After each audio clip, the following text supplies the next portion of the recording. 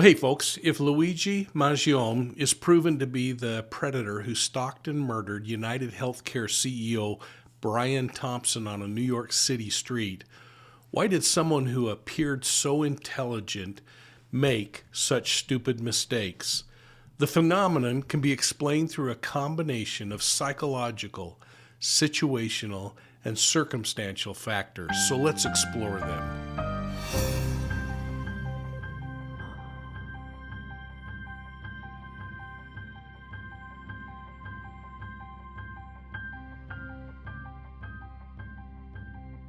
Welcome to Profiling Evil, your go-to true crime channel, where we dive deep into criminal investigative processes and provide education in this fascinating world of crime solving.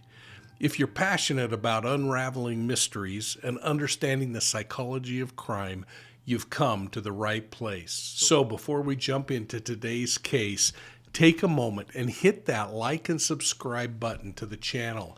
And don't forget to ring the bell so that you'll never miss future videos just like this one.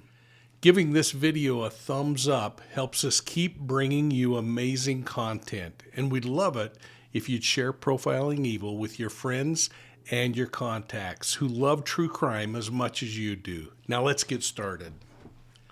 I appeared on Court TV to talk about the route taken through the New York City streets and the level of preparation made by the accused killer of Brian Thompson, that CEO from United Healthcare in New York City who was gunned down on the streets. Now, much of our discussion focused on reasons why a seemingly intelligent individual who appears to have spent a great deal of time planning this violent crime made so many mistakes. And in the interest of keeping this video short and getting right to the point, I want to share a few possible explanations, starting with this idea of cognitive overload. And as we talk about cognitive overload, we're going to talk about the stress that the predator must have been feeling, especially if this is truly this killer's first violent assault against another human being.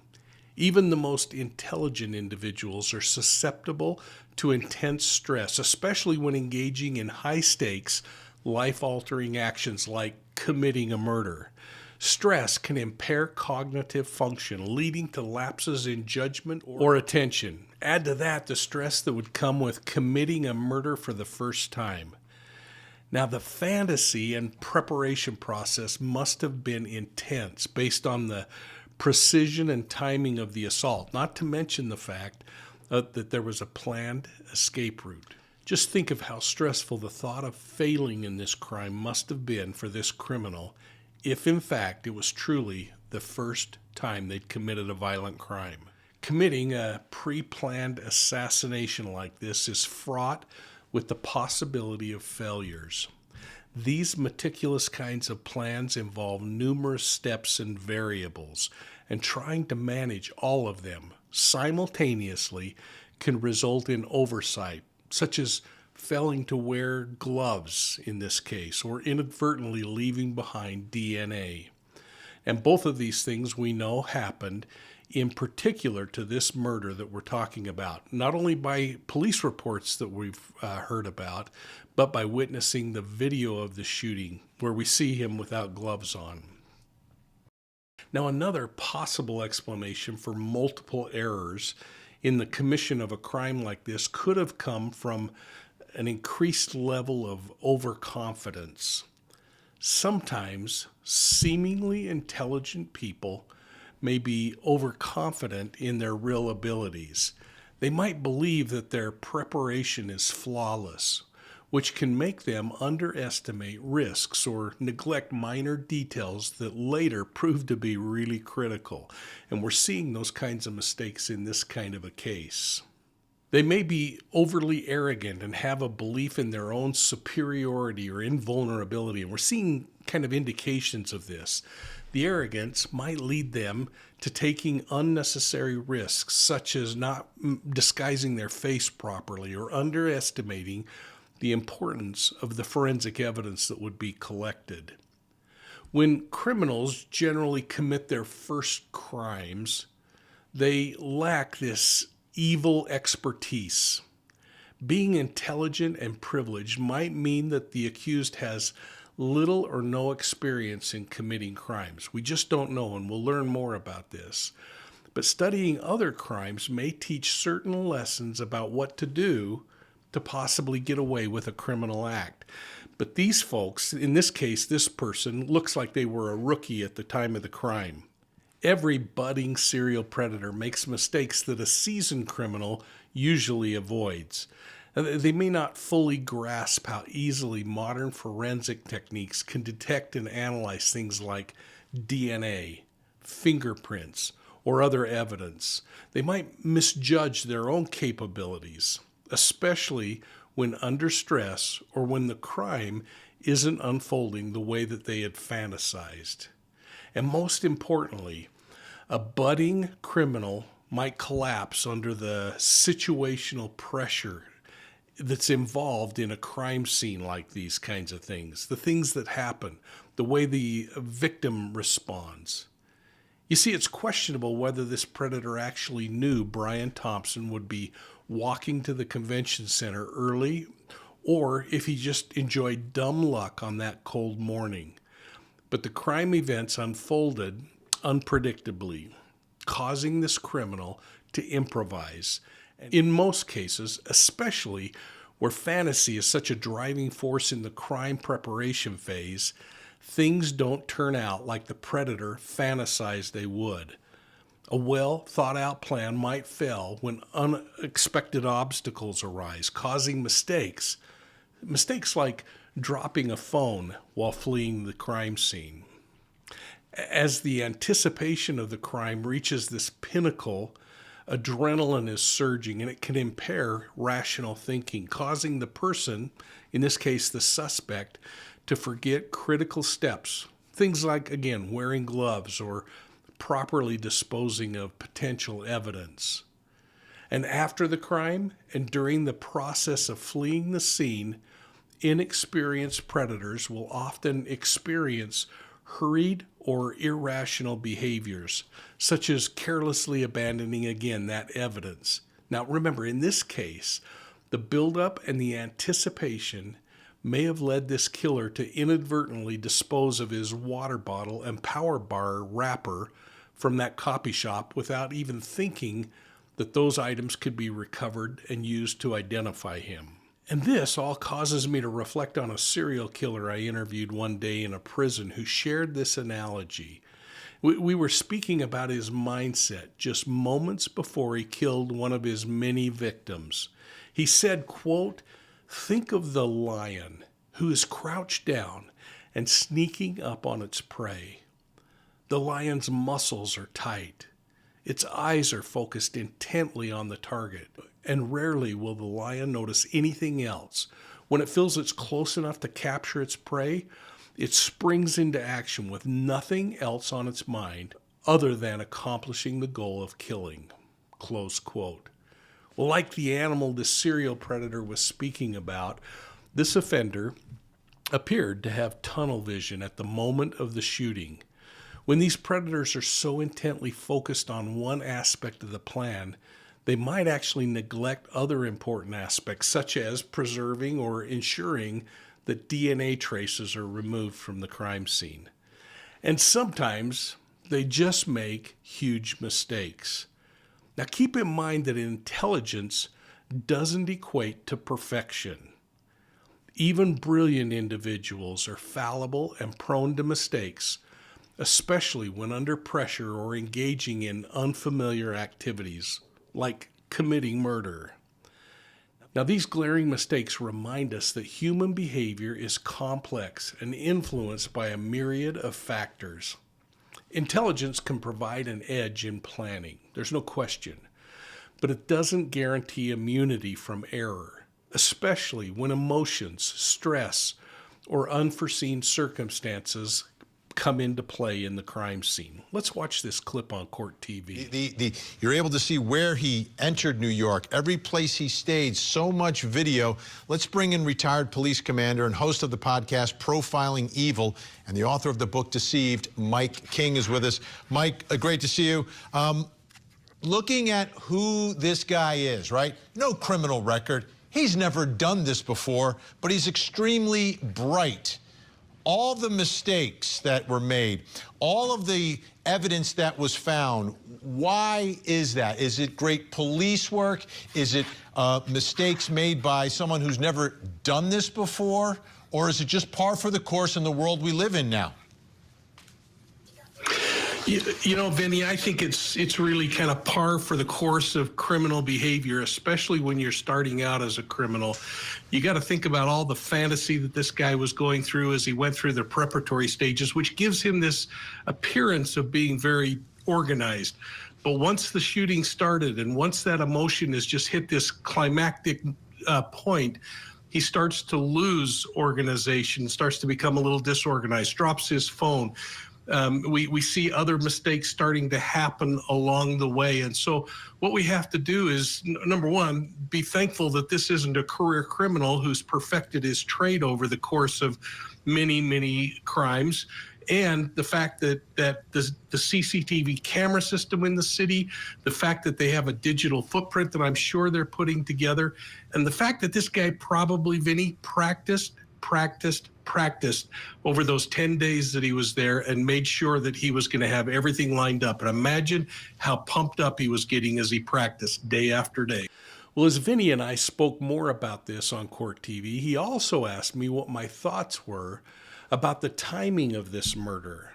Now, I've mentioned some of these behaviors in my previous videos, but I'd like to offer this for consideration before we watch this short segment. In this case, the alleged killer's knowledge of Brian Thompson's movements through the city and his ability to anticipate the timing of his walk to the convention center at Hilton could be explained through several plausible scenarios, particularly involving the premeditation, surveillance, and opportunistic decision-making. So first, let's talk about surveillance of Thompson's route. In my opinion, if the killer had been surveilling Brian Thompson for 2 days before the murder, he may have gathered enough information about Thompson's daily habits, including his typical timing and route for walking to that convention hall over at the Hilton. Now, such surveillance could be discreet in nature, involving watching from a distance or blending into the public space like going to a coffee shop or hotel lobbies.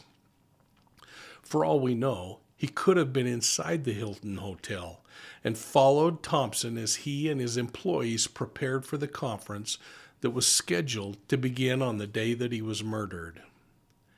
Now, keep in mind that many people attending conferences have predictable routines, especially when events start early in the morning. So simply by observing Thompson's movements and interactions, the killer could have deduced patterns such as his preferred departure time from his hotel and the path that he would take over to the venue where he was hoping to have it as a destination. We also need to keep in mind that the healthcare meeting agenda, including details like the early morning breakfast and the timing of events, could have been accessible to attendees or even publicly available online.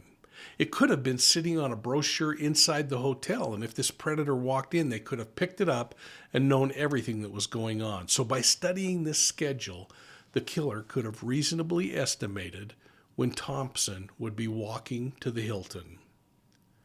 Now we know that this predator arrived in the area about 30 minutes before the shooting. This ensured that he was in position well before Thompson was expected to pass through the area. This allowed for adjustments if the victim's timing was varied in some way or another. It seems that the killer had a planned yet flexible approach. A mix of thorough planning and adaptability is the hallmark of many premeditated crimes, and the killer may have identified a general time frame for Thompson's arrival, but he remained flexible enough to act sooner or later, depending on when Thompson actually appeared. We know that the suspect in this case arrived in New York City about 10 days before the crime, And during that time, he undoubtedly walked the area, rehearsed his approach and his departure from the area, and familiarized himself with the potential risks. This preparation allowed the killer to anticipate multiple escape routes and effectively position himself to spot the victim regardless of any minor deviations from the expected schedule. So let's catch my other comments in this regard on my interview with Vinnie Politan on Court TV. Mike, what are your thoughts about the fact that he shows up just 5 minutes before Brian Thompson crosses the street to try to enter the Hilton Hotel, and it's an hour and 15 minutes before he's supposed to begin his program that night? That fact, still, I don't understand that. You know, there's a couple of things that I found that I haven't been able to validate, but number one is that the conference that they were in had an early morning breakfast from what I've been able to determine.